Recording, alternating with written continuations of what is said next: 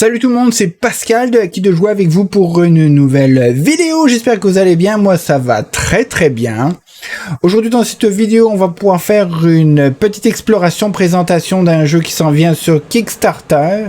Au moment où j'enregistre cette vidéo, il va s'en venir sur Kickstarter. Au moment où vous regarderez cette vidéo, peut-être la campagne sera terminée. Qui sait, je ne sais, on verra bien. Bref, vous pourrez la regarder quand vous voulez, c'est pas important, le avant, le pendant ou le après, d'accord ? Donc, on va regarder une vidéo concernant la mise en place, les règles, le gameplay, le matériel, qui est toujours un prototype, je veux bien le souligner, de Soul Raiders, qui s'en vient prochainement sur Kickstarter, ça je l'ai déjà dit, le lien est dans la description si vous voulez avoir les détails de quand est-ce qu'il s'en vient et ne pas oublier de vous inscrire au moment où ça va popper. Donc voilà. Donc on va regarder tout ça ensemble, on va voir si ça peut vous convenir. Moi, j'ai adoré ça. Mais on se téléporte à la table ? On se téléporte à la table. C'est parti, téléportation. Donc nous voici sur la table, la mise en place a déjà été un petit peu faite. Je vais passer autour des différents éléments pour vous expliquer un petit peu comment ils fonctionnent, à quoi ils servent. Et je vais finir la mise en place qui est indiquée ici pour le prologue, le chapitre 0. Je rappelle que tout ce que vous voyez ici est un prototype et n'est donc pas une version définitive et pourrait être sujet à changement après la campagne terminée. Voilà, donc première chose qu'on peut constater, c'est ce plateau. Ce plateau sert d'information pour le groupe et tous ses héros. Sur ce plateau, nous avons différents éléments. Nous avons déjà la ligne ou la ligne de Vitae qui est ici, qui constitue les points de vie de tous les héros qui sont dans la campagne. Et c'est partagé entre tous les héros. Donc quand un héros perd de la vie, c'est tout le monde qui perd de la vie. D'accord ?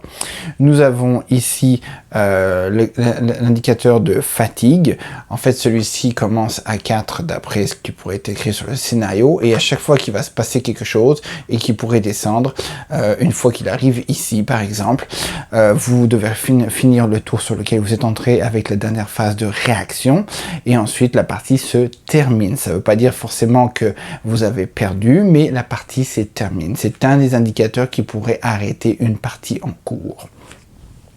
Ces indicateurs aussi donnent le nombre de cartes que chacun des héros pourra piocher au début de son tour avant de commencer ses actions. Nous avons ici la grande ligne de menace, donc le niveau de menace. On peut voir ici que ça commence à 0 ici et chacun d'eux a des couleurs. À chaque fois que vous rentrez dans un point où vous avez une couleur, il faut regarder les éléments qui y sont associés sur la droite. Nous avons généralement le niveau qui l'indique, donc ici dans le bleu nous serons dans un niveau de menace de niveau 2, ici niveau 3 et niveau 4. Ici vous avez différents pictogrammes qui indiqueraient différents éléments, surtout pendant les phases de réaction ou quand ce sera le moment venu d'y faire référence. Mais en gros, celui-ci dirait que par exemple que si vous êtes à un niveau de menace 2, vous prendrez 2 ennemis aléatoires. Ici, vous perdrez 2 points de vie et c'est à peu près la même chose. Toujours se référer en fait au chiffre qui est à droite. Celui-ci augmente au fur et à mesure de l'aventure, déclenché par certains événements. Et nous avons ici des événements spéciaux, en fait, des cartes d'événements spéciaux. Pour ce scénario, nous en avons le numéro 1 et le numéro 2. Vous ne devez pas les regarder. Évitez de les regarder quand vous faites la mise en place, parce que c'est des éléments, et ça apporte des informations très importantes qui pourraient carrément changer le cours du jeu. Donc, c'est à éviter. Autre chose que l'on peut voir sur le plateau maintenant, c'est ici. Nous avons un deck d'ennemis aléatoire en fait, que l'on mélange au début et qui est propre à toutes les aventures que vous allez faire. Donc celui-ci on le mélange et voilà. Nous avons ici le deck des récits. Ceux-ci ne sont pas mélangés parce qu'ils sont numérotés de 1 à X. Et il faut les laisser dans l'ordre pour pouvoir les retrouver plus facilement quand on nous demande d'aller en chercher une. Nous avons ici les ennemis scénarisés. Ceux-là aussi ne sont pas mélangés et sont comptés de 1 à X. Et donc c'est pareil, on ne les mélange pas pour pouvoir plus facilement aller chercher l'ennemi concerné quand on nous demande d'aller le piocher.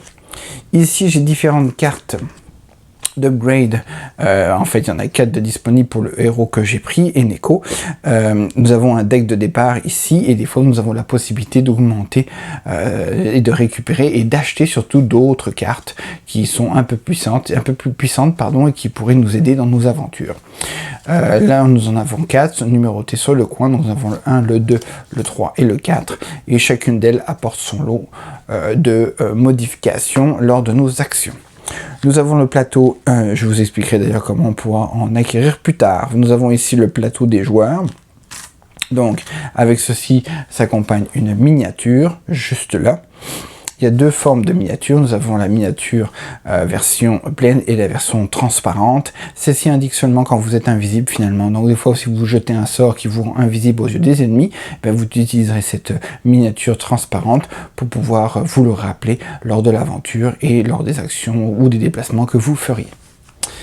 Nous avons aussi, donc comme je l'ai dit, ça c'est le personnage. Là c'est des points de bonus que nous pourrions accorder quand nous devons faire différentes actions. Donc si on fait une action de force ici ou une action de, je sais plus laquelle c'est exactement, de stratégie ou de manœuvre, peu importe, on peut voir que Eneko a un petit peu plus de bonus pour ce type d'action qui pourrait être demandé lorsque nous nous promenons dans les différents lieux. Ici nous avons un autre deck avec toutes ces cartes à l'intérieur de base que l'on doit mélanger. On regardera au fur et à mesure ce qu'il y a sur les cartes et comment elles fonctionnent. Mais sachez que tout ce que vous avez à faire dans le jeu est basé avec les cartes que vous avez dans les mains. Ce n'est pas un deck building. En fait, ce n'est pas un jeu de dés, pardon, mais plus un deck building, et plutôt le contraire. Donc tout ça sert en fait à faire vos actions, que ce soit des déplacements, des different tests ou carrément des combats. Ici, nous avons la défausse. Ici, nous avons l'endroit où nous pourrons mettre les jetons de puissance quand nous allons en récupérer. Et ici, des différents endroits où nous pourrons mettre des jetons plutôt négatifs comme le poison ou autre. D'accord ? Et ici, nous avons un endroit pour utiliser la réserve. Parce que des fois, si on n'utilise pas toutes nos cartes d'un tour, on pourrait en garder jusqu'à 3 pour le prochain tour et s'en servir pour pouvoir les intervertir avec la prochaine main que nous aurons. Donc on va pouvoir se lancer directement dans la mise en place. Donc voici la mise en place. Il est recommandé de garder tout ça en paquet. Le tout est déjà rangé dans l'ordre, c'est les différents lieux. Donc ici on va placer le marqueur de fatigue sur le premier niveau qui est 4 cartes en main. C'est déjà fait, donc on commence avec 4 cartes dès le début. Nous avons aussi les points de vie, donc on commence à 15 points de vie ici, sans oublier que les points de vie tournent dans ce sens-là, et à chaque fois qu'on va passer ce niveau 30, ou le point de vie 30 pour retomber ici à 29 et redescendre le compteur, ben en fait on se fatigue un peu plus. Donc plus on prend de dégâts, plus on se fatigue, plus on s'approche d'un des moyens d'arrêter le jeu. C'est exactement la même chose pour la menace. Au bout d'un moment, si la menace est trop élevée et qu'on arrive ici, on fait un dernier tour de roue avec la dernière phase de réaction et on arrête le jeu et on regarde l'état des lieux. Donc je le mets ici à 15. Nous avons aussi le niveau de menace qui est de 0, c'est déjà fait, donc je le mets à 0, c'est le plus bas. Donc pour l'instant, s'il y a quoi que ce soit qui me demande de tirer des ennemis, eh ben pour l'instant j'en tirerai 0, je perdrai 0 points de dégâts, parce que je ne suis pas encore dans le bleu qui pourrait considérer tout ce qui est écrit à droite. Les 2 événements ne sont pas encore révélés, le 1 et le 2. Le 1 et le 2 sont placés. Lire les conditions de victoire au verso de ces cartes, puis lisez la carte introduction. Donc voilà comment ça fonctionne. Tout au long de l'aventure, vous allez devoir vous promener, essayer de découvrir un petit peu ce qui se passe dans les différents lieux que vous allez découvrir, les différents secrets, mécanismes, pièges, ennemis que vous allez pouvoir rencontrer, et à la suite de ça, vous aurez sûrement différents événements à accomplir. À partir du moment où vous avez réussi à faire un certain nombre d'événements qui correspondraient à un certain nombre d'étoiles, nous avons l'étoile ici orange, jaune, ou l'étoile grise, qui sont les quêtes secondaires, et bien, dépendamment des conditions de victoire qui sont associées au chapitre auquel vous jouez, et bien, il pourrait vous dire le nombre de victoires obligatoires et facultatives nécessaires pour arriver à faire une victoire partielle ou une victoire complète. Si vous ne remportez aucune de ces choses-là avant la fin de la fatigue ou de la menace trop haute, malheureusement, ce sera sûrement une défaite qui arrivera. Alors, lorsque le groupe, Pour celui-ci, c'est un prototype. Donc les conditions de cette victoire sont très spécifiques au prototype. En gros, ce qu'il faut faire, c'est une victoire totale. Donc si vous jouez, là il y a justement 2 personnages qui sont disponibles. Donc imaginons qu'on joue avec les 2 personnages, il faudrait réussir à faire les quêtes principales et la quête secondaire pour être capable de faire une victoire totale sur le prototype. Il ne considère pas le fait que par rapport au jeu normal, quand il sentira que si j'en fais juste une sur les 2 qui sont proposés ou qui sont essentiels ou sont à accomplir pour 2 joueurs, que j'aurai une victoire partielle. Donc le prototype demande une victoire totale pour y arriver. Pour un joueur, on aura besoin juste de ça. Dans le futur, on verra pour le jeu final que pour 2 joueurs, ça augmentera le nombre de choses que l'on devront accomplir pour arriver à faire une victoire. Je vais mettre ça de côté. Et là, je vais y aller avec l'introduction. Je vais essayer de l'approcher un petit peu et de la lire sans faire de... Encore une nuit et vous verrez enfin le sanctuaire. À vos côtés, vos camarades aspirants reprennent des bâillements sous les yeux attentifs de leur maître. Vous-même sentez déjà tomber vos paupières. Il faudrait dormir, vous ne pensez qu'à demain. Demain, le rituel des Soul Raiders. Oui, vous êtes un Soul Raider, faut pas oublier. Soul Raider, un nom simple pour résumer tout ce que vous deviendrez, tous les combats que vous mènerez, toute la puissance magique que vous maîtriserez. Ils connaissent bien ce nom, ceux qui rôdent aux confins du voile, et lorsque ces débris d'âme le déchirent pour semer le désespoir parmi les vivants, le monde à son tour s'en souvient. Car vous êtes ses protecteurs jurés. Même le plus novice d'entre vous porte la marque des combats contre les spectres, et à chacune de vos victoires, un peu plus de ces esprits damnés sont libérés de leurs tourments. Celui-ci surgit dans la seconde où vous sentiez enfin votre conscience dériver, une silhouette évanescente à la lisière de la forêt. Quelque chose bouillonne en vous, vous arrache au sommeil. En un clin d'œil, vous voilà debout, alerte comme vous l'avez rarement été. L'adrénaline peut-être. Le spectre vous défie un instant du regard avant de s'enfoncer sous les arbres. Votre épée pèse dans votre main, sans que vous vous rappeliez l'avoir tirée, et de grandes enjambées vous propulsent à la poursuite de la créature. Mais quelque chose ne va pas. Vous le sentez à chaque pas supplémentaire. Le spectre, dont vous suivez la piste, devrait filer plus rapidement. Il devrait avoir faim de proies à chasser, de villages à hanter. Il ne devrait pas vous avoir attiré dans cette forêt oubliée. Cette forêt, la connaissez-vous?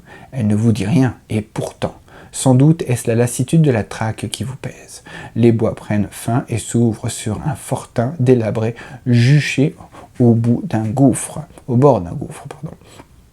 Par prudence, vous arrivez par les collines qui surplombent la ruine, et vous les voyez. Des êtres qui ne sont pas censés quitter les pages des livres de contes pour enfants errent derrière les murs.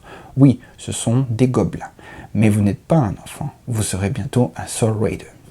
Vous attendez le moment opportun pour vous en approcher. Donc là, on a des choix. Donc ça nous donne la capacité de commencer à différents endroits. Donc, soit vous montez dans la cour centrale désertée et on révèle le lieu numéro 1 en y plaçant votre héros, soit vous faites le tour du fortin d'où proviennent d'étranges bruits, révélez le lieu 9 en y plaçant votre héros, et ensuite retournez cette carte pour faire apparaître le lieu 0. Donc là, on fait apparaître le lieu 0. Voici le fameux fortin, je pense, qui disait où on vient d'arriver, et là on regarde de haut. Donc soit on révèle le lieu numéro 1, soit on révèle le lieu numéro 9. Donc là, pour les besoins de la cause de la chose, je vais y aller directement avec la première option, histoire d'aller vers ce qui est le plus logique, ou commencer à monter au lieu d'aller directement vers 9. Donc je vais aller dans la cour centrale désertée et révéler le lieu numéro 1. Ce que je vais faire, c'est que on met le paquet ici, on prend le lieu numéro 1 et on met les autres. On remet l'introduction par-dessus, comme ça, pour pouvoir cacher le reste. Ou mettre limite, on pourrait mettre les conditions de victoire par-dessus pour pas cacher les autres cartes. Donc voilà le lieu numéro 1. Qu'est-ce qu'on voit sur une carte? À chaque fois qu'on arrive sur un lieu, il y a plusieurs choses. Donc, nous avons un numéro, une lettre, nous avons ici différentes choses indiquées, qui seront les conditions quand les héros arrivent sur le lieu en général. Nous avons différentes petites flèches, donc différents lieux où nous pourrions aller explorer, différentes flèches de couleurs. Alors ces flèches de couleurs, les vertes indiquent en fait que si vous essayez de vous enfuir et que un des ennemis avec qui vous êtes engagé quand au moment où vous fuyez, a la capacité de vous poursuivre, il va vous suivre. Ici, si vous prenez essayez de fuir, si vous êtes ici engagé sur ce lieu avec des ennemis et que vous essayez de vous enfuir par la pièce numéro 3, ici, vers la 7, en passant par ici, avec une flèche blanche, tous les ennemis vont vous suivre. Donc, en général, on essaye de pas trop s'enfuir, et plutôt d'essayer de tout détruire. Bon, en fait, on essaye, je dis pas que c'est un conseil, mais pourquoi pas. Ici, nous avons une petite action qu'on pourrait faire, jeter un coup d'œil rapide par la porte de gauche, ce qui va révéler la carte récit numéro 1. Et ici, nous avons le lieu numéro 9. Et ici, nous avons ce qui se passerait ici à la fin en réaction, à la fin du tour. S'il y a un héros qui reste ici sur le lieu. Bien sûr, si on s'en va de la pièce, ben, ça ne se déclenchera pas. Alors ici, vous pouvez voir qu'il y a un cadenas. Qu'est-ce que ça veut dire? Le cadenas est généralement accroché avec la lettre A. Tous les lieux ont une face A et une face B. Tant qu'il y a un cadenas sur la face A, vous ne pouvez pas retourner à moins de faire quelque chose qui va vous le dire. Mais si vous arrivez sur un lieu où il n'y a pas de cadenas et que ce n'est pas la première fois que vous y allez sur le lieu, ben vous pourrez le retourner en face B. Donc pour l'instant, on va le laisser comme ça, on ne peut pas vraiment regarder. On va prendre notre héros, on va le placer ici sur le lieu. Je peux mettre comme ça si vous voulez, mais en gros, il est ici. Maintenant, on va regarder ce que j'ai de disponible. On va regarder ce qui se passe. Si un héros présent ou non dans ce lieu possède la carte récit numéro 15, retournez ce lieu sur sa face B. Donc voilà la condition. Voilà une condition ou la condition qui va nous donner la possibilité de pouvoir tourner le lieu sur la face B et donc déverrouiller le cadenas, on va dire. Ce n'est pas le cas, je suis là, j'ai rien du tout. Peut-être que si j'avais été dans le lieu 9, une des deux endroits que j'avais fait quelque chose, j'aurais pu peut-être recevoir la récit 15 et revenir ici à un moment donné et donc retourner. Mais ce n'est pas le cas, j'ai rien du tout. Là maintenant j'ai ça, je pourrais soit faire ça, soit aller par ici, me déplacer. Donc là, première chose qu'on va faire, c'est qu'on va déjà tirer le nombre de cartes pour pouvoir avancer. Donc ça c'est le tour numéro 1. Je vais regarder, je commence, ma fatigue est tout plus faible, je suis correct, donc je suis pas du tout fatigué, donc je vais commencer avec 4 cartes. Donc je vais prendre 4 cartes de mon deck ici, 1, 2, 3, 4, oups, et on va commencer avec ceci. Qu'est-ce qu'on a sur les cartes? On a différentes petites choses, mais elles ne sont pas si nombreuses que ça. Nous avons ici un indicateur, nous avons ici souvent un type d'action, et ici nous avons un bonus. Souvent le bonus qui est en dessous est relié avec le type d'action qui est là. Donc si par exemple, ça c'est une action de combat, ça c'est une action de déplacement, et j'ai pas la carte de magie, mais à un moment donné je pourrais tomber sur une carte de magie, c'est un autre symbole. Et les magies sont propres, hein, ce sera un symbole bien spécifique à la magie. Donc en gros, ce que ça fait, c'est qu'avec ça, je peux utiliser une addition de points pour essayer de faire des actions pour aller à un endroit, par exemple. Donc, un déplacement. Si je veux me faire un déplacement vers le 7, il me faudrait avoir un total de 3 pour y arriver. Ici, il faudrait un total de 8. Ici, il faudrait un total de 4. Et vous voyez, ici, c'est le 9, la femme 9, où j'avais la possibilité d'aller tout à l'heure. Est-ce que j'ai envie d'y aller ? Peut-être, peut-être pas. Je ne veux pas y aller, parce que sinon, j'aurais pris directement 9 tout à l'heure. Donc, moi, ce qui m'intéresse, c'est soit le 2, soit le 7. Je vais essayer le 7. Pourquoi? Ben pourquoi pas en fait. Comment ça fonctionne? Je pourrais très bien juste utiliser le haut des cartes sans me soucier des symboles qui sont au centre, qui sont donc des actions spécifiques à un déplacement ou à un combat, et donc ne pas utiliser non plus les bonus. En gros, ce que je peux faire, là j'ai besoin de faire un 3 pour y arriver dans le lieu numéro 7. Comment ça va fonctionner? Je sais que je vais essayer d'additionner mes cartes pour faire 3. Ce que je peux faire, par exemple, si je veux directement garder mes cartes de combat, si je veux faire un combat spécifique et que je veux faire un déplacement où là j'ai seulement 2, dans ces cas-là, je pourrais prendre celle-là. Vu que je veux faire un déplacement pour aller là, je vais prendre la carte et le bonus de déplacement qui est inscrit ici. Et donc j'aurai 2, plus comme j'utilise cette carte spécifique à déplacement, j'ai droit à ce bonus. Le bonus est égal en cas de déplacement, donc action de la carte, que j'ai droit à un plus 2 par carte verte que j'aurai joué. Donc là, j'en ai juste une que je joue ici. Donc j'ai un 2.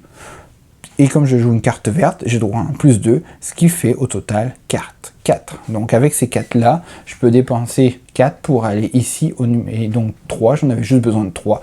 Et là, je vais au 7. Donc ça, c'est ma première action. Je garde ça de côté parce qu'en fait, je vais voir ce qui va se passer plus tard. Donc là, je vais au 7. Je vais aller chercher la carte numéro 7. Ici. Je vais la mettre ici, pourquoi pas. Donc nous voilà à la carte numéro 7. Et j'arrive ici. C'est un lieu avec une face A. Il n'y a pas de cadenas. Donc pour l'instant, tout va bien. C'est la première fois que j'y vais. Vous surprenez un gobelin assoupi sur sa paillasse. Donc soit je peux interroger le gobelin ici comme action. Soit je peux aller encore vers la pièce numéro 9. Donc on peut voir qu'ici j'avais le 9 ici. Et puis là j'ai encore la pièce. Il y a plusieurs chemins qui veulent absolument aller à la 9. Ou ici je peux revenir à la 1. C'est un petit peu tout ce qu'il y a à faire. Si je reste ici, à la fin, pendant la phase des réactions, je devrais retourner cette carte à B. Est-ce que je veux essayer de faire une communication avec le gobelin et l'interroger? Pourquoi pas? On va s'essayer. J'ai pas forcément envie d'aller au 9. J'ai pas envie de retourner au 1 pour l'instant. Donc on va interroger le gobelin. Pourquoi pas? Ça me prend 4. Bon, c'est une action comme ceci, on peut voir de conversation. Mon personnage n'a pas de bonus quand je fais des interrogations, donc je n'utiliserai pas ça. Et c'est pas grave, j'ai des cartes pour ça. Est-ce que le gobelin va être gentil? On verra, ça va me sortir un gobelin gentil, bien sûr. Donc il me faut 4. Donc je risque de dépenser pas mal de cartes pour y arriver, mais c'est pas grave, hein, c'est le jeu, c'est pas la fin du monde. Donc là, moi il me faut un 4. J'ai 5, 5, 5 et celle-là me donne plein de bonus avec les cartes. Ce que je vais faire, c'est que je vais y aller avec celui-ci. Je vais dépenser le 5 qui est en haut parce que c'est pas un combat, donc tout ça sert à strictement rien. Je prends juste le 5 qui est indiqué ici pour pouvoir réussir le test de 4 ici et je vais chercher la carte récit numéro 4. La numéro 4, là voilà.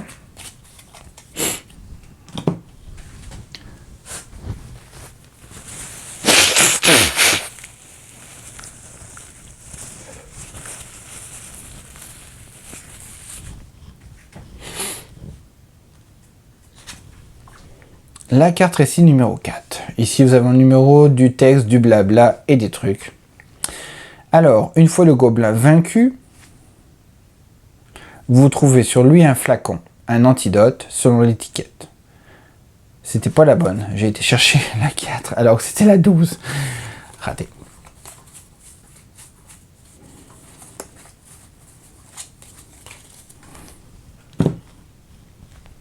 Donc là, comme j'ai réussi le test avec le 5, je vais aller chercher le récit numéro 12. Je pense que c'est celui-ci. Voilà.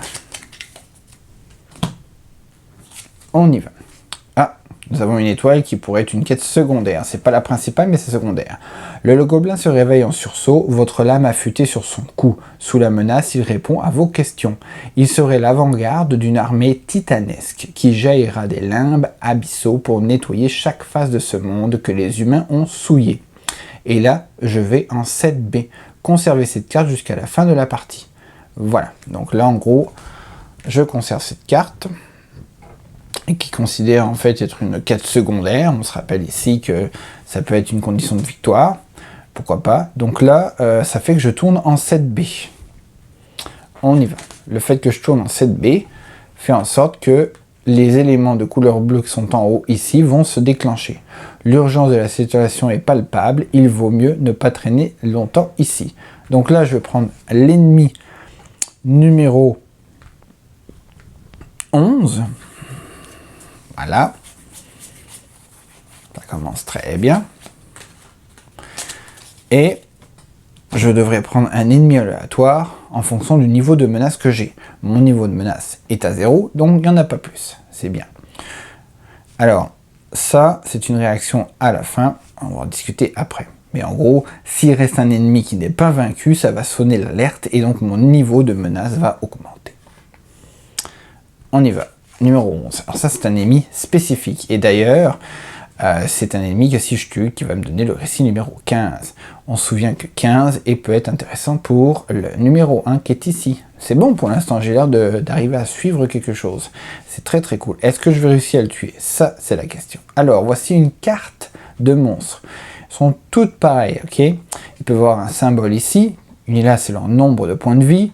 Chaque bouclier, on oublie le numéro qui est à l'intérieur. Chaque bouclier qui est à côté de lui est un point de vie. Pour que je puisse le tuer, en fait, il faut que j'arrive à lui faire un dégât, vu qu'il a un seul bouclier.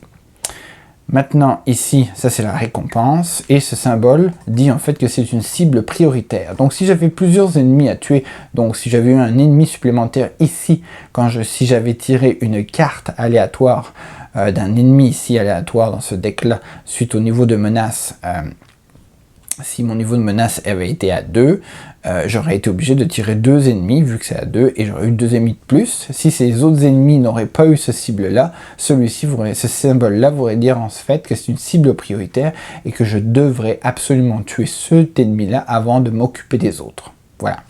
Donc on va le mettre ici, et on va voir avec nos cartes si on peut le tuer. Pour pouvoir lui faire un dégât, il faut que j'arrive à lui faire un dégât égal ou supérieur au chiffre qui est inscrit dans le bouclier qui est à gauche, ou le bouclier qui est sur sa carte, ici. Donc là, j'ai besoin de faire un 2, ce qui n'est pas énorme. Donc là, j'ai déjà un 2 et là, j'ai un 3.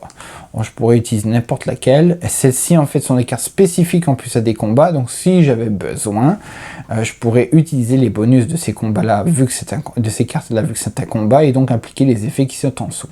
Celle-ci indiquerait que, en plus, dans un combat, j'ai droit à plus 1 par carte combat que j'utilise. Donc si j'utilise que celle-ci là, ça me ferait 3, plus 1, ça ferait 4.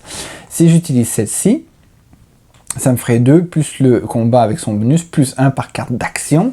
Donc carte d'action et pas carte de combat. Donc là, en fait, si j'utilise juste celle-ci, ça me ferait 3 plus 1. Parce que ça aussi, c'est considéré comme une carte d'action. Donc ça ferait 2 plus 1, ça ferait 3.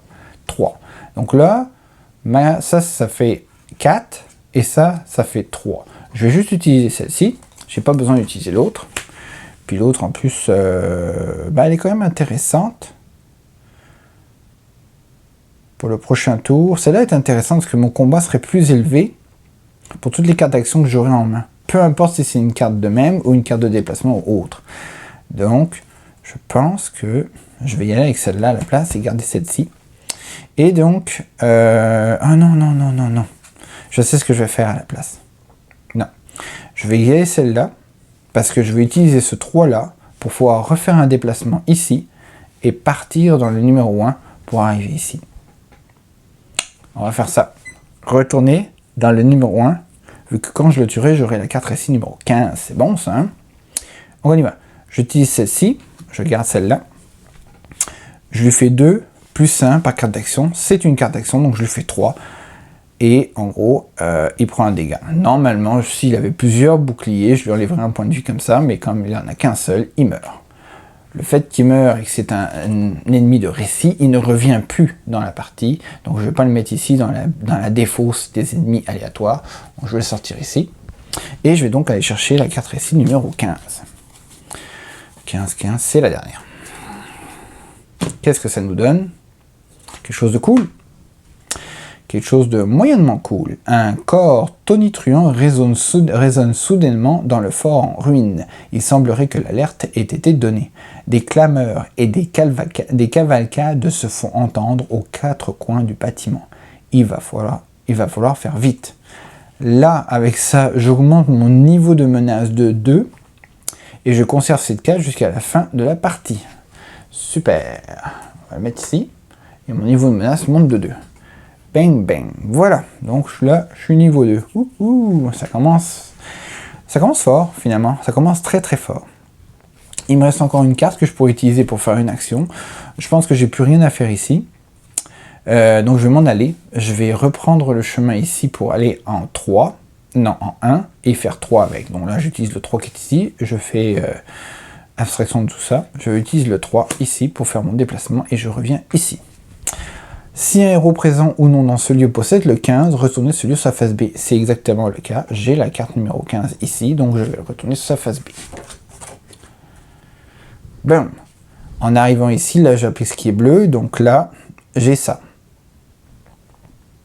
Donc là, je vais faire apparaître 2 ennemis de ce deck-là aléatoire, basé sur le niveau de menace. Mon niveau de menace est ici dans le bleu, donc il est de 2, donc je fais apparaître 2 ennemis.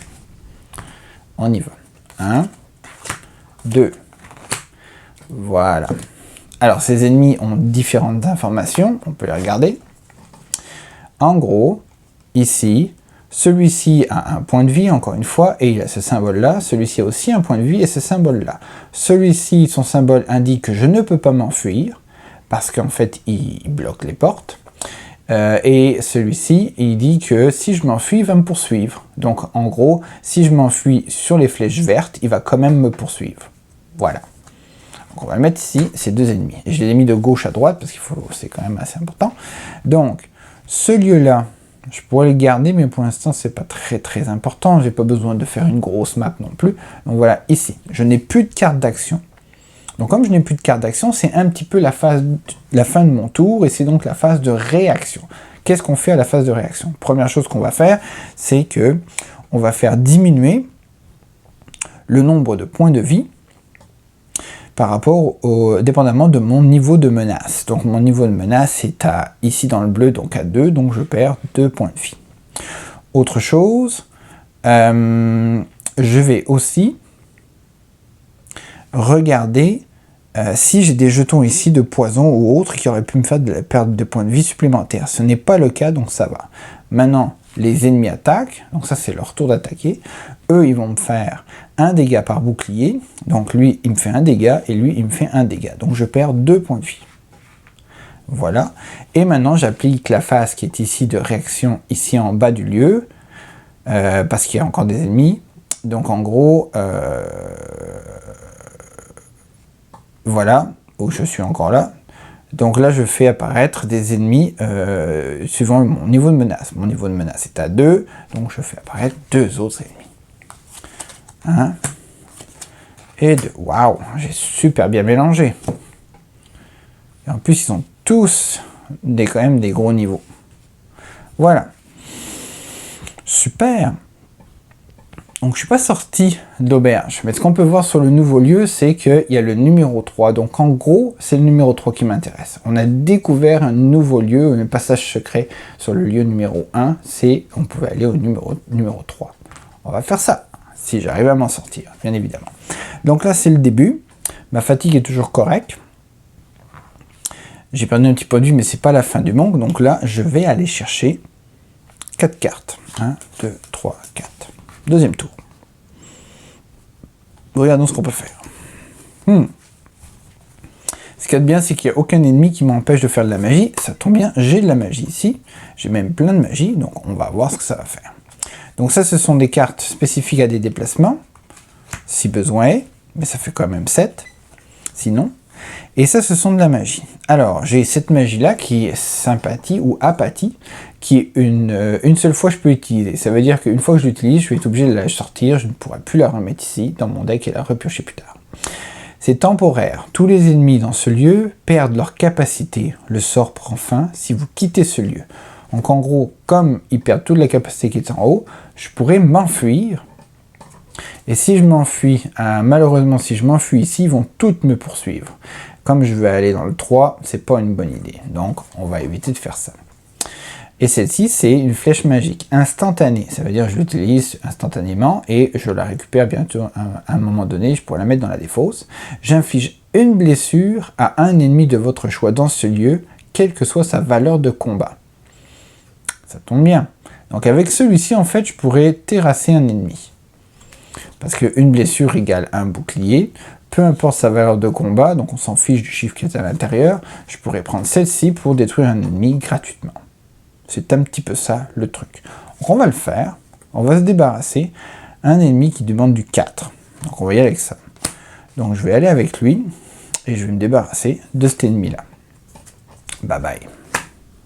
Ça m'en fait un de moins, qui a quand même un niveau de valeur de combat qui est assez élevé. Maintenant, il me reste encore ces 3 cartes-là. Allons-y, qu'est-ce que je peux faire? Je vais essayer...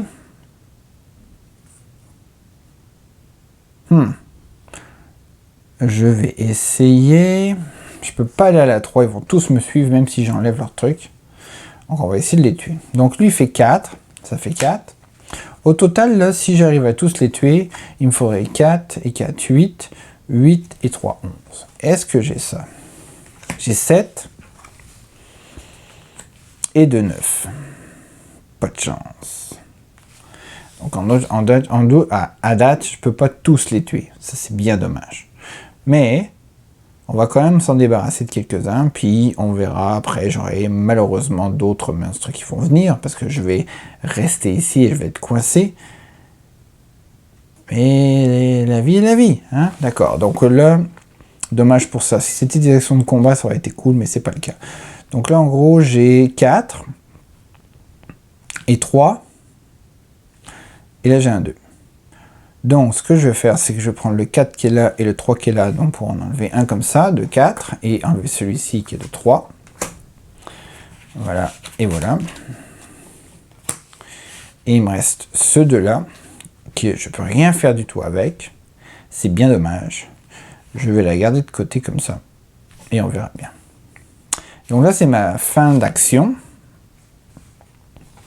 Je vais faire la phase de réaction. Phase de réaction. Je prends autant de dégâts que le niveau de menace, 2. Je n'ai pas de symbole de plus ici, donc tout va bien. Les ennemis attaquent, ils me font 1 dégât, il est tout seul. Un seul bouclier, donc 1 dégât. Et là, j'ai des nouveaux ennemis qui arrivent, 2, parce que je suis au niveau de menace 2. 2 ennemis de plus. 1, encore, et 2. Oh là là. En plus, celui-ci pourra me donner un petit jeton de puissance qui sert un petit peu à soit à piocher une carte de plus ou à dépenser pour certaines actions dans l'histoire ou à utiliser pour acheter des cartes plus fortes. Et mais malheureusement, il bloque. Si j'ai des cartes de magie, il me bloquera. Donc, il faudra que je le tue en premier pour pouvoir faire de la magie si j'ai besoin. Là, c'est le début de mon tour. On va essayer. 1, 2, 3, 4. Mon niveau de fatigue est toujours faible. Et on va essayer. Ouh là là. Donc là, j'ai de la magie. Mais j'ai aussi cette carte-là qui est pas pire. Donc, celle-ci, portail. Portail de téléportation. Je peux poser un portail. Je place un portail de téléportation dans son lieu. Ça peut être intéressant, oui. Je peux voyager d'un portail à l'autre. Mais pour l'instant, c'est de la magie. Lui m'en empêche. Donc, je ne peux pas utiliser celle-là. Ensuite, j'ai... Bien sûr, je pourrais utiliser celle-là pour bloquer sa magie. Invisibilité. Persistant. Remplacez votre figurine par sa version transparente. Vous êtes insaisissable et gagnez plus 2 pour chaque action de combat. Intéressant. Donc plus 2 pour chaque action de combat. Ça peut être intéressant. Et ça peut être de la magie. Et j'ai tout ça. Maintenant, regardons si je peux tous les péter. C'est 4 et 4, ça fait 6 et 4, 10 et 14. C'est beaucoup. Vraiment beaucoup. Essayons de voir si je peux tous les tuer et sortir de ce lieu. Parce que moi, je veux sortir, sinon il y a toujours des ennemis qui rentrent. Donc, si je joue celle-ci, ça me fait 2, plus celle-là, ça fait 6. Là, il me faut 14. 6 plus 6, ça fait 12, parce que le 3 est 3, ça fait 12. Donc pour là, on va faire juste les bonus avec les combats. Donc là, j'ai 4 et de 6. 6 plus 3. Donc là, j'en suis à 9. 9 plus 2 par ennemi. 2 par ennemi. Donc 1, 2, 3 ennemis. Donc ça fait 3 fois 2, 6. Donc je pense qu'avec tout ça, je l'explose. Parce que là, j'ai pas assez. Donc, ça fait 6 et 2, 8. 8. Alors, 4 et 2, 6. 6 et 3, 9. 9 et 6, 15. J'ai besoin de 14. Ils sont tous morts. Bye bye. Donc, lui meurt. Lui il meurt. J'étais chanceux avec cette carte-là. Plus 2 par ennemi. Et lui meurt. Sauf que lui, il me donne un petit jeton de puissance ici. Merci beaucoup. Je me retrouve à tout ça. Et il me reste encore ceci. Excellent. Pour pouvoir aller en lieu numéro 3, il faut que je fasse un 2. Eh bien, je vais utiliser celui-ci. Ou je vais changer celle-ci pour celle-ci.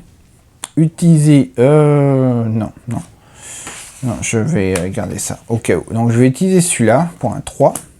3 pour aller au lieu numéro 3. Donc, on s'en va. On va chercher le lieu numéro 3. Il y a le numéro 3 qui est ici. Et mais il y a du monde là-dedans, je pense. Et voilà ici, comme ça. Alors, le numéro 3, on arrive ici, super. Alors, qu'est-ce qu'il me reste? Il dit que je mets un nombre d'ennemis égal au niveau de menace, donc 2 ennemis. Là, si les ennemis me voient, parce que je suis pas invisible, j'aurais dû utiliser mon habilité d'invisible avant de rentrer. Ils m'attaquent, et ici, je peux mettre le lieu numéro 4 qui est visible, qui est celui-ci. Donc, je vais aller chercher, on va déjà mettre les ennemis. J'aurais dû utiliser mon truc. Donc là, niveau 2 de menace, donc 2 ennemis. 1, oh super, 2. Donc en gros, celui-là, il défend. Je fais juste monter mon niveau. Voilà. Il y en a 2 comme ça, je pense, dans le paquet. Et il y a lui. Waouh, lui, ça fait mal. Il donne quelque chose, un petit cadeau, je comprends, mais ça fait quand même mal. En gros, celui-ci double les dégâts des boucliers. Donc en gros, si lui, il me fait 2 dégâts parce qu'il y a 2 boucliers, x 2, ça fait 4. C'est super. Et il le fait pour tous les ennemis qui sont ensemble. Mais ça se cumule pas. Donc si on a plein d'ennemis comme ça qui ont ça, ça va pas se cumuler. C'est juste un qui fait la totale. Mais en gros, aïe. Voilà. Puis en plus, il m'attaque. Vu que je suis pas invisible, il m'attaque. Dommage. J'aurais dû utiliser ça juste avant d'utiliser la porte. Ah, my God, my God, my God. C'est pas grave. Donc ici, nous avons ça. Vous êtes dans une petite salle décrépite, percée de grandes ouvertures qui donnent directement sur un lieu plus grand. Sur une salle plus grande. Super. Donc en gros, on a ça. Je pense que celle-ci, on va la sortir. On viendra la prendre tout à l'heure. Puis là, comme on voit plus loin, on met la numéro 4. Voilà. La numéro 4 avec un cadenas. Je ne suis pas sur le lieu pour l'instant. On a le numéro 4 ici. Cette salle semble avoir été rénovée récemment. Le sol est largement recouvert d'un parquet de bois qui grince sous vos pas. Donc pour l'instant, je ne suis pas dans le lieu ici, mais on peut voir qu'il y a ça. Voilà. Ça grince. Si ça grince, je sens que c'est pas très solide. Je sens que c'est pas solide. On verra bien, mais je sens que c'est pas solide. Bref, pour l'instant, je reste ici. Maintenant, on a ça. On va régler ça ici. Je pourrais malheureusement même pas lui faire mal. C'est dommage. Vraiment dommage. Bref, on y va. Lui, j'en prends... c'est bon. Donc lui, il m'attaque. Donc il me fait 2 dégâts x 2. Ça fait 4. 1, 2, 3, 4. Heureusement qu'il n'y a pas plus d'ennemis. Hein. Voilà. Maintenant, qu'est-ce que je peux faire? Si je m'enfuis, il va me suivre. Pas bonne idée. Donc on va essayer de le péter. Il se passe rien ici en réaction en plus. Donc on va essayer de le péter. Seule chose que j'ai...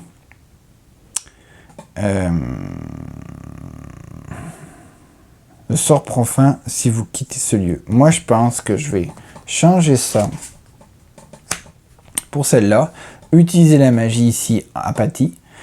Tous les ennemis dans ce lieu perdent leur capacité et le sort prend fin si vous quittez ce lieu. Donc, je vais l'activer tant que lui n'est pas mort, surtout. Et comme je vais rester là et je vais les péter avant d'aller par là, lui, il me fera pas mal. Au moment de la réaction, ça va s'arrêter de même. Donc, c'est déjà ça. Au lieu de prendre 4, je vais juste prendre 2. Donc j'active ça. Single use. Comme c'est une single use, mais elle est active, je vais la mettre ici, par exemple, comme ça, pour dire que je suis activé dessus. Donc lui, il perd sa capacité qui est ici. Voilà. Donc là, j'ai fini mon tour. C'est le moment de la réaction. La réaction fait en sorte que je prends des dégâts ici, niveau 2 menace, donc 2 dégâts. 1, 2. J'ai pas de jeton ici, donc rien de plus. Lui m'attaque. Et il me fait ici, j'ai annulé ça, donc il me fait 2 points de dégâts. 1, 2. Voilà. Et ensuite, qu'est-ce qui me reste? C'est tout. Voilà, ça s'arrête là. Il n'y a rien ici pour activer quoi que ce soit. Parfait. Go. Là, je recommence mon tour. Donc là, ma fatigue n'est pas descendue. C'est descendra à partir du moment où je dépasserai ça. Donc en gros, là, Je vais recommencer encore avec 4 cartes. 1, 2, 3, 4. On tourne ça. Ouh, du combat et du déplacement. Ça, c'est bon. Très, très bon. Donc, on va essayer de le tuer. Donc, on y va. Pour le tuer, il faut que je fasse 5 d'abord. Pour celui qui est à gauche, en premier. Et après, un 4. Je peux pas tout faire tout d'un coup. Je suis obligé de les faire l'un après l'autre. Donc, je vais essayer déjà avec celui-ci. Donc, ça, c'est quand même un 7. Celui-ci, c'est un 4. Et celui-ci... Ok, ce que je vais faire... Parce que là, j'aurai un 4 et un 5 ici. Donc, en gros, je vais faire lui, qui est un 5, pour lui faire un dégât. Voilà. Et là, je fais celui-ci, qui est un 2 plus action de combat 2 par ennemi. Il y en a un, donc ça fait 4. Donc, il y avait 4, c'est ça. Donc là, il meurt. Ça me donne un jeton de puissance. Et lui, bye bye. Donc, il me reste ça. Parfait. Là, je vais aller ici. Ça prend juste un. Juste un. Juste un. Pas négligeable, mais on va essayer de voir ce que ça fait. Donc, je vais garder celui-là, que j'ai quand même envie d'aller par ici, qui donne un plus gros déplacement que lui. Donc, je vais garder ma carte de boost ici pour le déplacement. Et je vais aller ici pour utiliser ça, ce test-là. À moins que je gaspille lui. Ouais, on va le changer ici. Et je vais utiliser lui à la place. Donc, je mets ça ici, j'utilise le 3 et je vais en 4. En arrivant ici... Oh, non, non, non, je pourrais me rendre invisible avant. Il dit que si on me voit, je mets le 5. Mais là, on me verra pas. Oh, je vais essayer ça, je vais garder ça de côté, il me reste ces deux-là. Je vais utiliser invisibilité. Mais je perds cette... Enfin, voilà, je vais utiliser ça. Et je vais utiliser... invisibilité. Que je vais finalement échanger contre celle-là. Et on va y aller comme ça, d'accord? Ouais, je vais dépenser celle-là, je vais garder ces deux-là. Non, ça marche pas. J'ai envie d'utiliser invisibilité. Je suis mitigé. Donc, remplacez votre figurine par sa façon, vous êtes insaisissable et gagnez plus 2 pour chaque action de combat. Donc, je remplace lui, ici. Comme je sais ce qui s'en vient, et là il y a écrit carte récit numéro 5 si on est visible. Et là on est invisible. Donc là j'ai ça. Single use, donc invisibilité. Voilà. Maintenant, je vais utiliser ceci. Ceci ou celle-ci. Celle-ci ou celle-ci. Celle-ci ou celle-ci. Ah, je suis mitigé. Celle-ci. Je vais utiliser celle-ci pour me déplacer ici, pour aller ici. En arrivant dans ce lieu, je fais apparaître l'ennemi numéro 2, parce que même si je suis invisible, ça se déclenche. Celui-ci est une cible prioritaire, que si je tue, j'aurai le scénario numéro 4 ici, et en plus, j'aurai un symbole ici de puissance. Mais par exemple le récit numéro 5 ne se déclenche pas car c'est un symbole seulement pour ceux qui sont visibles. Je suis invisible donc ce n'est pas le cas. Donc là c'est la fin du tour.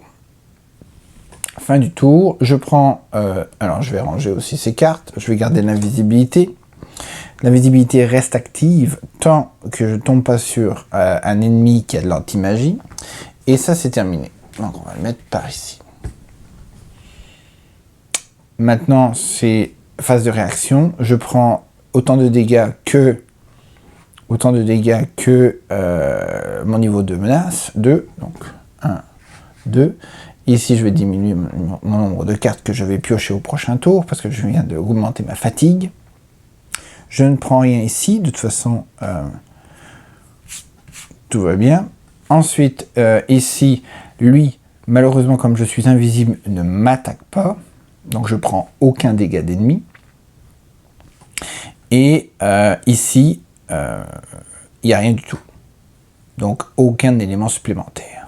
Donc ça c'est le début de mon prochain tour. On y va. Je pioche 3 cartes. 1, 2, 3.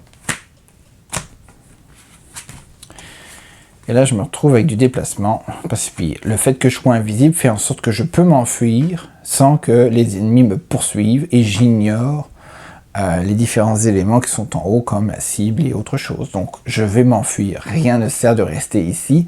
Je pourrais attaquer celui-ci en étant invisible pour me donner le 4 et ça.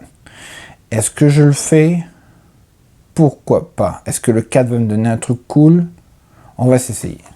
De toute façon, quand j'attaque en étant invisible, je suis plus fort. J'ai quand même beaucoup de cartes pour me déplacer. J'ai besoin juste d'un 4 ici. Donc ça pourrait être celui-ci comme celui-ci. Donc je vais utiliser celui-là pour garder celui-là au cas où. Donc celui-ci peut être très puissant. Donc ce que je vais faire, c'est que je vais y aller avec un changement. Je vais échanger celle-ci contre celle-ci. Utiliser celle-ci pour lui péter la figure. De toute façon, je fais plus 2, donc je fais 5. Donc il meurt. Et il me donne un 4 et un jeton de puissance. Donc on prend un jeton de puissance. Lui, c'est un scénarisé, on s'en débarrasse. Et on va prendre le récit numéro 4. J'espère que le récit numéro 4 est quand même positif. J'espère. Excellent. Une fois le gobelin vaincu, vous trouvez sur lui un flacon, un antidote selon l'étiquette. L'utilisation de cette potion vous permet à tout moment de défausser tous les jetons poison de votre plateau héros échangeable. Vous pouvez donner cette carte à un autre héros situé sur le même lieu que vous. Et là, le récit numéro 5 disparaît. Et je conserve jusqu'à la fin de son utilisation. Donc on va le mettre ici. Et là, j'enlève le récit numéro 5 qui sort complètement du jeu et donc qui ne pourra pas se déclencher même si le héros visible est là. Good. Maintenant, il me reste un déplacement. Je vais prendre celui-ci pour me déplacer ici et je vais aller en 6. J'ai pas de jeton poison, tout va bien. Donc, on va aller en 6.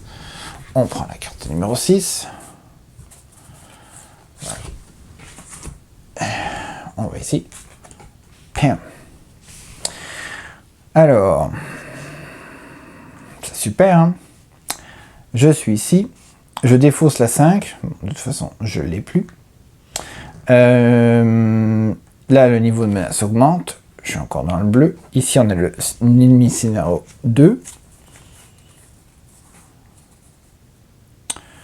Que j'ai déjà tué.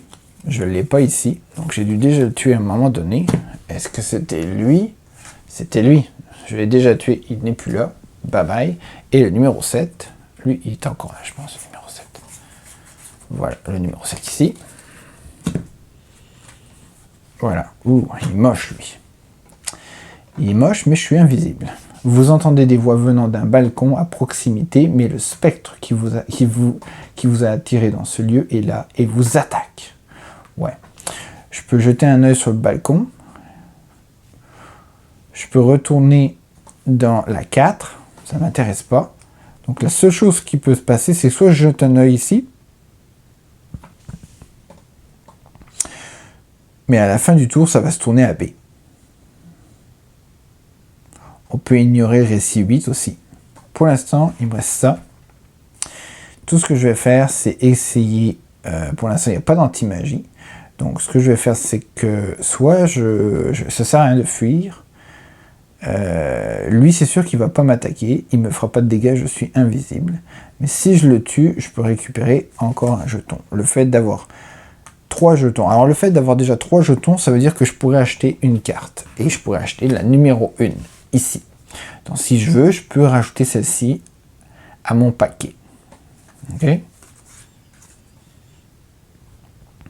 Donc avec celle-ci, je pourrais avoir ça qui est un 5 et qui me donne plus 1 par carte d'action. C'est pas si mal.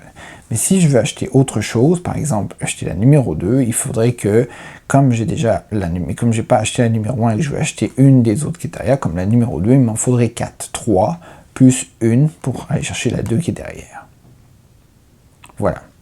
Et il y va de suite. Donc si, imaginons, je veux acheter la numéro 4 et sans avoir acheté la 1, 2, 3 avant, il faudrait que j'ai 3, prix de base pour une carte, plus 1, 2, 3 pour aller chercher celle qui est derrière.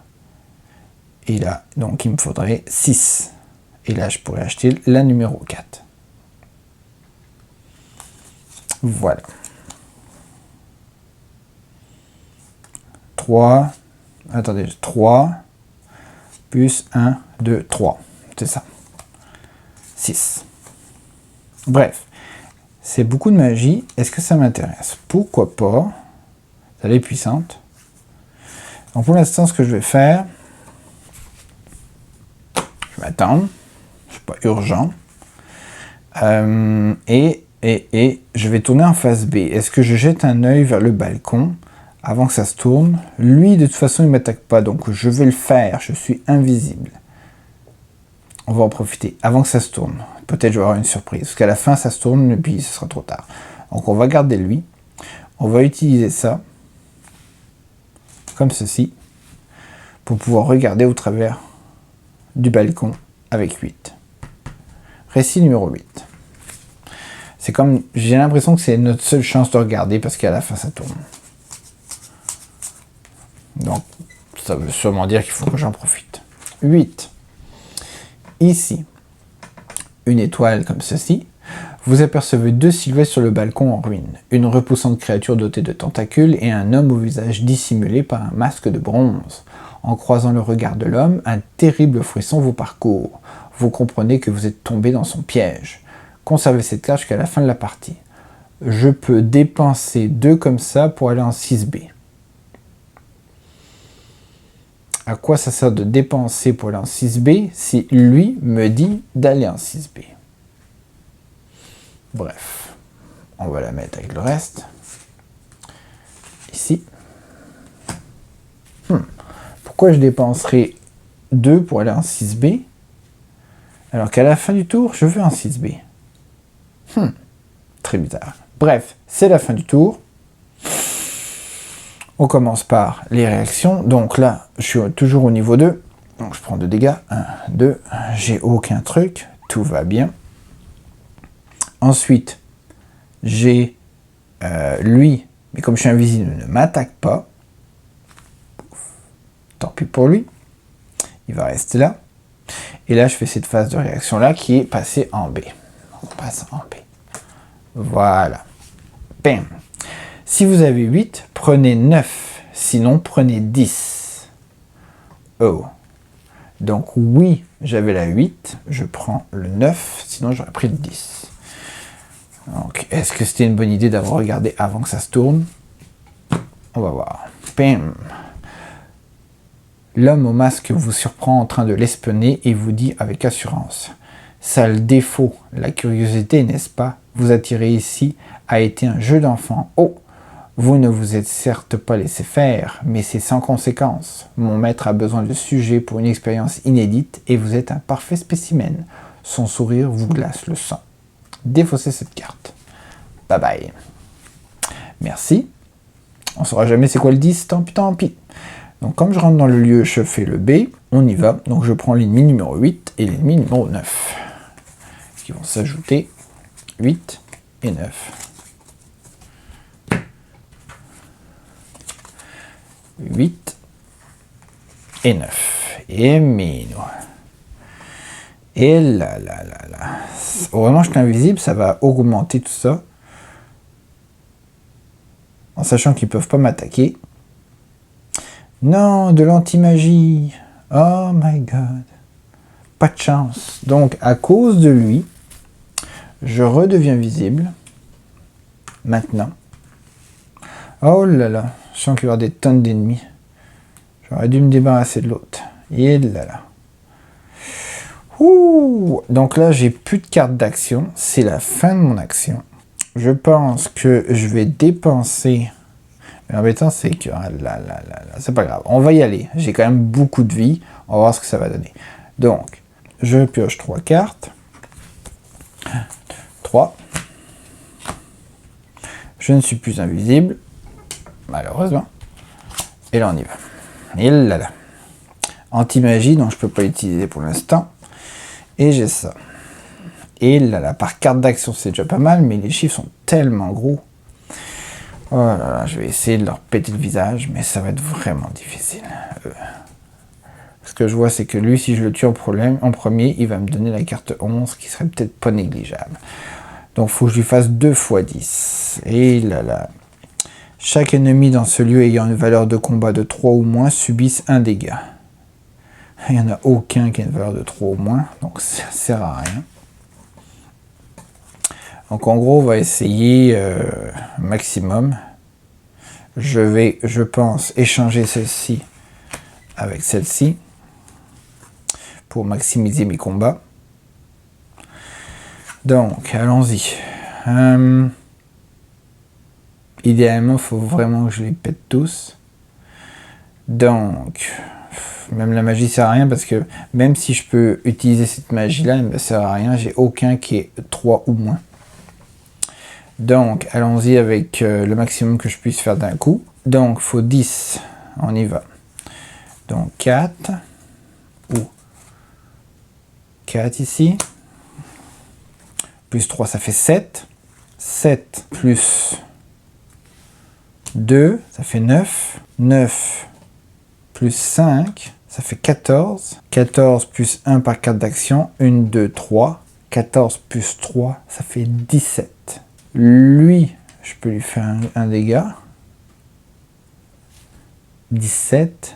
Et lui, je peux le tuer. Lui, il meurt. Bye. Il me donne un truc de pouvoir comme ça. Et là, j'ai dépensé au bout. Donc là, tout ça disparaît. Maintenant, il me reste juste 2 cartes. Je pourrais aussi échanger un truc comme ça pour une carte d'action. Mais ce que je vais faire, c'est que je vais rester de même. Je vais survivre. Je vais survivre. Réaction. Niveau 2, donc 2 dégâts. Ici. Ensuite, rien d'autre ici. Parfait. Ensuite, eux, ils m'attaquent. 1, 2, 3 boucliers, donc 3 dégâts. 1, 2, 3. C'est fait. Doublé. x2. 1, 2, 3. Voilà. Ensuite, il y a ça. Vu qu'il y a des ennemis, le niveau augmente de 1. Donc là, je passe à niveau 3. Et là, je fais 3 ennemis de plus aléatoires. Oh là là. 3. Dieu. 1, 2, 3. Oh, 3 cibles prioritaires, c'est ridicule. Je suis obligé de les tuer eux avant de m'occuper d'eux. Oh my god. Ça va pas bien. C'est bon, on y va. Donc là, c'est mon début de tour. J'en ai 3. J'en prends un ici. Je mélange le reste. Là, c'est le moment de mélanger, donc je pense que je vais dépenser. Elles sont toutes dans la défausse. Donc, je vais dépenser 1, 2, 3. Est-ce que je dépense 3 pour avoir celle-ci? Ouais, je vais dépenser 3 pour avoir celle-ci. Comme ça, elle va tomber ici. 1, 2, 3. Et je pense qu'on va s'arrêter là. On va faire une pause. Je vais prendre ma dernière carte ici. On va faire une pause. Et on va voir ce que ça va donner la prochaine fois. Vais-je survivre à tous ces combats contre tous ces ennemis-là et pouvoir continuer l'aventure. Le plus important, c'est que je tue lui pour avoir la 11. Parce qu'après ici, il n'y a plus rien à faire. Donc, on va essayer d'aller avec la 11. Voilà, c'est tout pour cette vidéo. J'espère que ça vous aura plu. Si c'est le cas, vous savez exactement quoi faire. Faites un pouce, abonnez-vous et faites la cloche. Très simple, les mêmes 3 gestes que d'habitude. Si vous voulez que je donne un petit peu mon ressenti sur ce jeu, je le trouve excellent. J'aime les artworks, en fait les dessins, l'univers, c'est magnifique. Le fait de pouvoir contrôler ou diriger des magiciens guerriers, c'est le fun aussi, j'aime beaucoup ça. Le fait que ce soit un deck building 0D pour pouvoir faire les actions, c'est excellent. Le nombre d'actions et la simplicité du jeu fait en sorte que ce sera pour tout le monde. Il y a un petit peu de complexité au niveau des décisions par rapport aux différentes actions possibles, comme est-ce que je vais partir en combat, est-ce que je vais m'enfuir, est-ce une bonne décision d'aller dans cette direction plutôt qu'une autre, mais là est-ce que je vais le combattre parce que je vois que si je le combats il va me donner quelque chose, est-ce que je veux insister sur le tuer pour pouvoir avoir ça, mais qui dit que ce que je vais avoir c'est positif, il y a toujours du mystère. Bien évidemment. Donc j'aime tout cet aspect-là. Je trouve ça très intéressant et c'est très bien entremêlé, on va dire. Très très bien entremêlé. J'aime le fait que même les grandes cartes pour les différents lieux à explorer, j'aime le fait aussi qu'elles changent avec le temps et vos décisions ou les chemins que vous allez prendre. J'aime le fait que ça change. C'est vraiment le fun. Par exemple, quand vous avez pu le voir qu'à un moment donné, je suis sur une face A, il n'y a rien et hop, j'ai fait plein de choses qui font en sorte que quand je retourne la carte, j'arrive sur la face B, le décor a changé et une porte secrète s'est ouverte qui m'ouvre d'autres possibilités. Ça se trouve, j'aurais pu faire ça autrement. Il y aurait peut-être d'autres chemins, mais j'aime le fait d'avoir plusieurs options et plusieurs choix. Donc ça aussi, c'est un truc qui me fait énormément plaisir dans le gameplay de ce jeu. J'aime aussi les cartes, les différents pouvoirs ou les différentes habilités en fait qu'ont les héros. Donc on pourra jouer de 1 à 4. Dans ce prototype j'avais juste 2 héros, mais je pense que malheureusement j'ai pas pu faire la dynamique de pouvoir jouer avec quelqu'un parce que c'était vraiment juste une présentation en tant que joueur solo avec un seul héros. J'aurais pu le faire avec 2 héros, mais je pense qu'il y a une dynamique qui va être très très intéressante, le fait de jouer en coopération avec les autres, parce qu'en fait vous pouvez faire vos choses de votre côté et ou vous pouvez aussi le faire ensemble et vous entraider pour arriver à accomplir un but en commun qui est en fait accomplir les différentes tâches qui sont à vous pour avoir les étoiles de succès pour compléter un scénario. Donc ça, j'aime cet aspect-là. Je pense qu'il va être très bien fait parce que encore une fois, la possibilité de pouvoir faire les choses de notre côté sans forcément être obligé de se suivre, ça rajoute quelque chose. Et en plus, si quelqu'un fait quelque chose de son côté, ça va sûrement pouvoir impacter positivement ou négativement ce que fait l'autre joueur de son côté. Et à un moment donné, quand ça va se rejoindre, il y aura possiblement un clash ou un bonus extraordinaire et bénéfique. Donc ça, j'aime aussi. Donc voilà, en gros, très bon jeu. J'ai hâte de pouvoir me replonger dedans, d'aller plus loin dans l'aventure que le prototype pouvait me proposer. Donc merci encore, c'est vraiment très très apprécié. J'ai beaucoup aimé mon expérience. Voilà. Donc voilà, c'est tout pour cette vidéo. Je vous laisse avec 2 autres vidéos qui s'affichent actuellement sur l'écran, qui proviennent de ma chaîne. Si vous ennuyez, vous savez pas quoi faire et que vous voulez me supporter sur YouTube pour avoir une plus grosse visibilité, c'est comme ça que ça fonctionne. On se retrouve dans une prochaine vidéo. D'ici là, portez-vous bien. Allez, bye bye.